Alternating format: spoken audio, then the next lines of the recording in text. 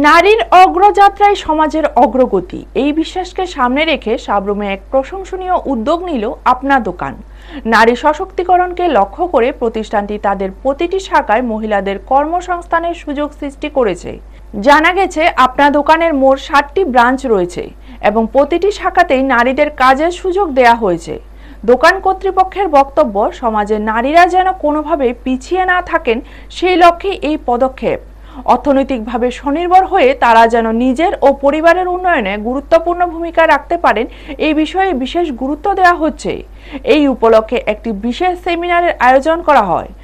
সেখানে কর্মীদের সামনে প্রতিষ্ঠানের ভবিষ্যৎ পরিকল্পনা তুলে ধরা হয় এবং নতুন একটি স্কিমের আনুষ্ঠানিক উদ্বোধনও করা হয়। সেমিনারে উপস্থিত নারীদের উৎসাহ ও সক্রিয় অংশগ্রহণ ছিল চোখে পড়ার মতো। অনেকেই জানান, এই ধরনের কর্মসংস্থান ও প্রশিক্ষণমূলক উদ্যোগ নারীদের আত্মবিশ্বাস বাড়াবে এবং সমাজে তাদের অবস্থান আরও সুদৃঢ় করবে।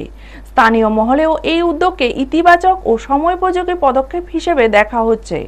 ভিডিও রিপোর্ট, নিউজ তৎকাল 24। আজকে কি বিষয় নিয়ে প্রোগ্রাম করেছেন এখানে? নমস্কার সবাইকে। আমাদের আপনা দোকান আপনা বাজার সাবরুম দক্ষিণ ত্রিপুরা, এই আপনা বাজার আপনা দোকান আপনা বাজার থেকে আমরা শুভ উদ্বোধন করেছি আজকে সুপার সেল একটা অফার, একটা স্কিম, স্বরোজগারী দিদি এই স্কিমের অন্তর্গত একটা অফার।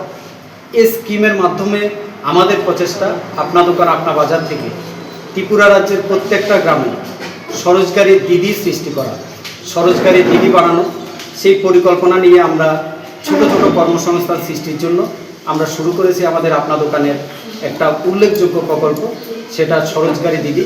এবং ওই প্রকল্পের অন্তর্গত সুপার সেল অফার আজকে আমরা আনুষ্ঠানিকভাবে আমাদের শ্রদ্ধেয় যারা লঞ্চ করেছেন, আপনা দোকান আপনা বাজারের প্রতিষ্ঠাতা শ্রদ্ধেয় রাজেশ দে, পালাটানা আমাদের হেড অফিস, এবং পালাটানা হেড অফিস থেকে আমরা ত্রিপুরা রাজ্যের বিভিন্ন জায়গায় আমরা আমাদের ব্রাঞ্চ আমরা করছি।